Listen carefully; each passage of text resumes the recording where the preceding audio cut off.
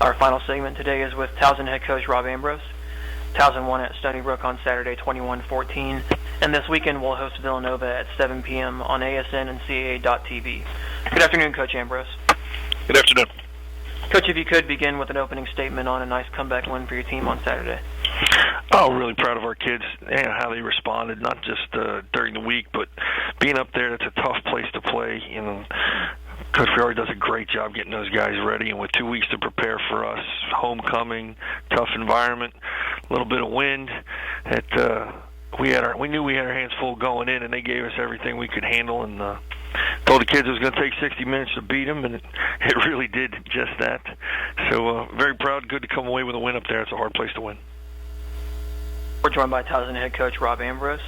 Any questions for Coach Ambrose at this time, please dial *1 on your phone. And Coach, to be down 14-0 in the first quarter like that, like you said, your team bounced back. But what do you think it says about the mentality of your team that you didn't get down after that early hole on the road?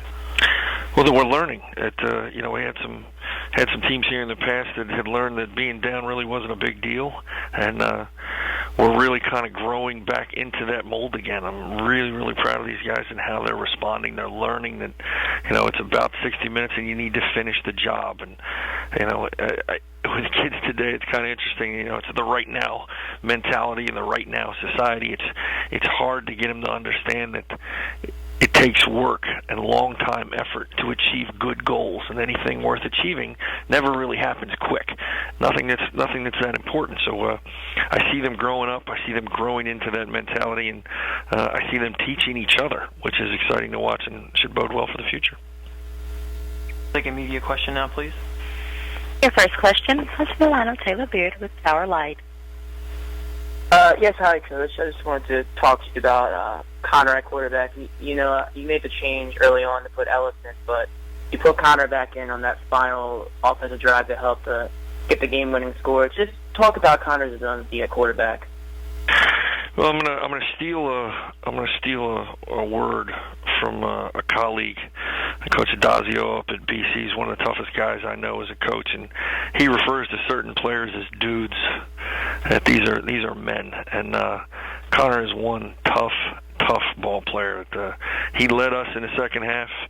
He led by mentality and attitude, and I think our team really believes in him. That's not to say take anything away from Ellis. I think Ellis is going to be a very fine quarterback and still provide a lot of skill set for us that is going to be real helpful. But when Connor's in the game, how he plays the game, what he knows about the game, he kind of sparks everybody, offense, defense, special teams, and that was evident in the second half. We look like an entirely different ball club. Once again, we're joined by Towson head coach Rob Ambrose.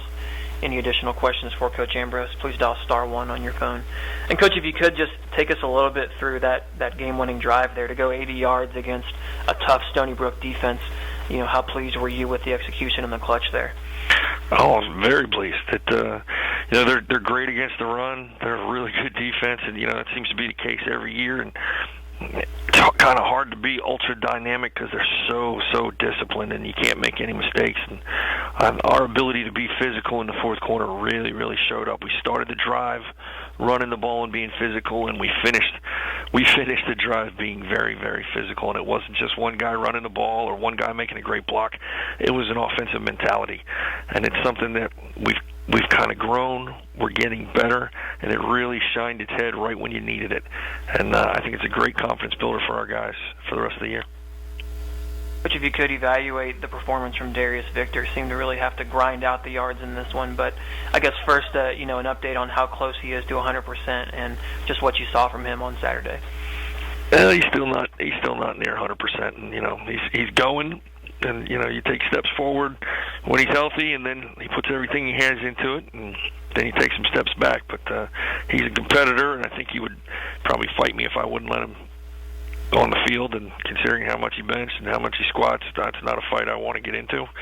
So I'm proud of what he's given effort-wise, but he's still not quite there. And with that being said, you couple that with some injuries, and everybody knows when Darius is in the game, the odds are he's getting the ball, and everybody's keyed on him. But it's fun to watch when it's truly crunch time.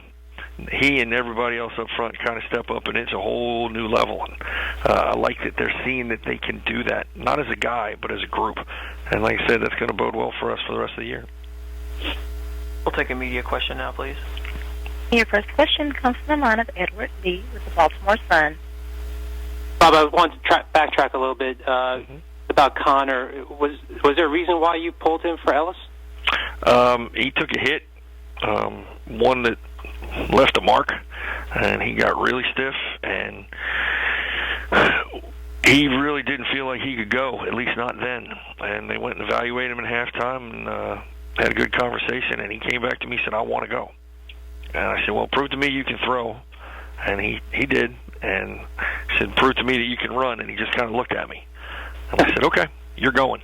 And, that was really, I honestly think that's part of the turning point of the game. I mean, the fumble recovery for a touchdown was big, but for the team itself to have Connor back at the reins in a very confident position, and we took the opening third quarter drive, went right down the field and scored like it.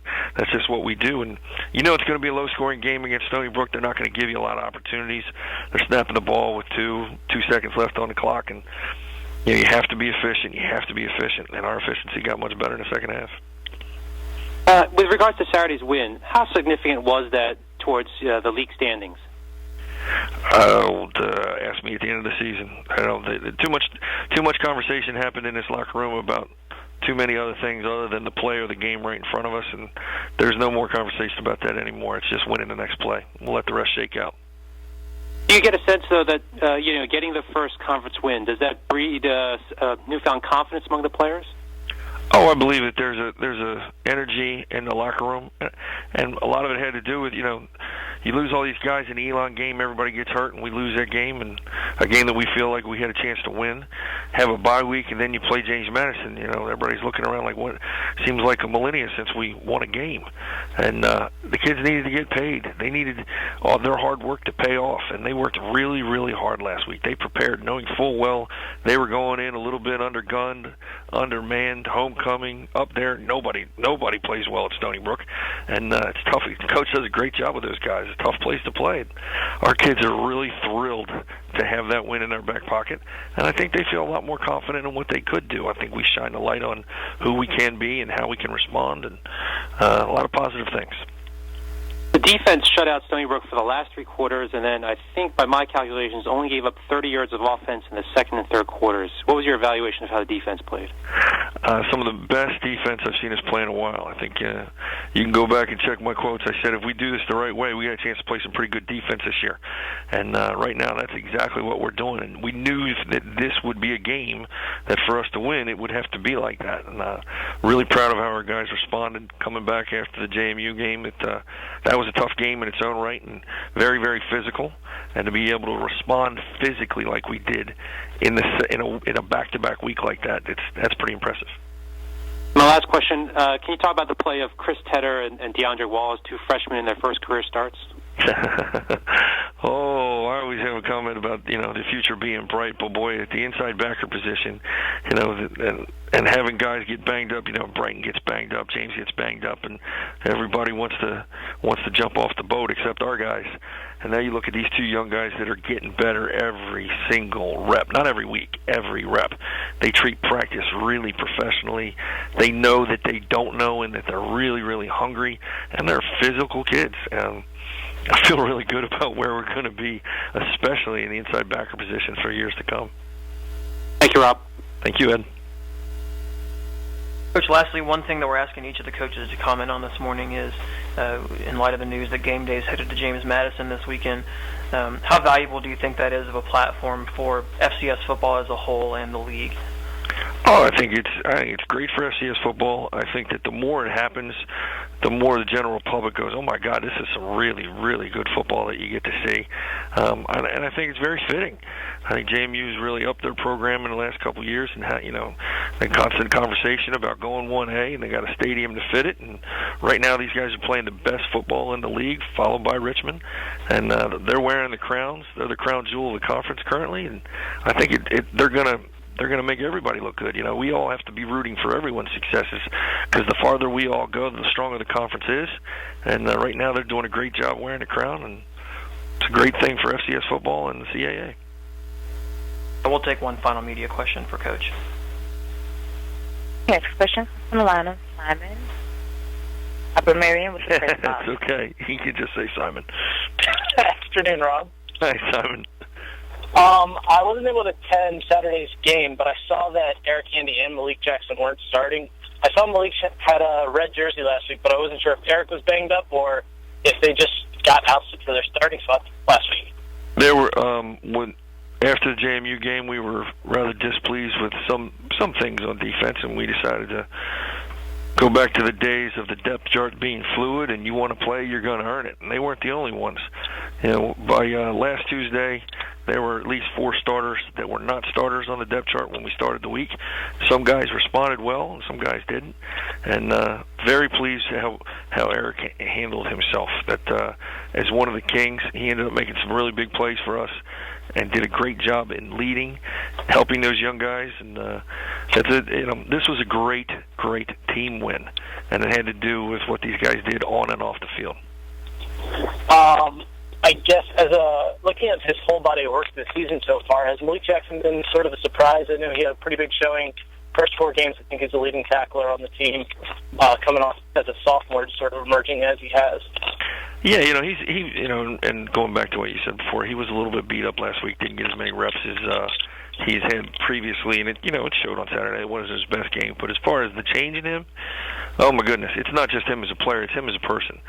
You plant seeds with these kids, and you never know when they're going to grow. They're going to grow, but you never really know when. And some of them it grows on the spot. Some of it takes a week, 6 months, a year. Some don't get it till they're out of college, but they always get it, and that's the greatness of the game. Malik had decided that football was important, school was important, and you could have a lot of success if you just do things the right way. And he's really grown into the player that we always thought he had potential to be, and now he's getting better at a much faster rate. We used to have to drag him along, then it was crawling, then it was walking. Heck, right now I got to sprint to keep up with him. He's trying so hard to get better at everything. I could not be more proud of him. I guess, and just my last one, talking about just how he sort of progressed, was there something that you saw of him coming out of high school, though, coming from Franklin being a public school, not the Calvert Hall, Boys Latin, or Gilman of the area? Was there something special that you saw of him out of a not that huge of a school name? Oh goodness, he had tremendous potential.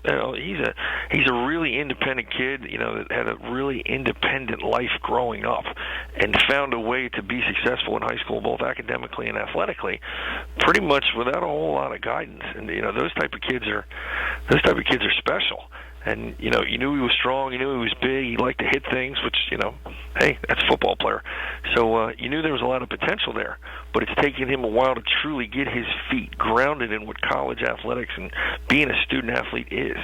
That you live a different life than a normal student. You don't get to live like the normal guys. You got 2 full-time jobs, and that's hard, and it takes sacrifice to be successful both on the field and off. And it's taken him a while to figure that out. And we knew it was in there. We just didn't know when we were going to see it. And now that we see it, now you're seeing him blossom, and he's well representing himself. He well represents his high school, and he certainly represents us well on the field. Sounds good. Thank you, Rob. Thank you, Simon. All right, Coach, thanks for your time this morning, and good luck on Saturday. Thank you very much.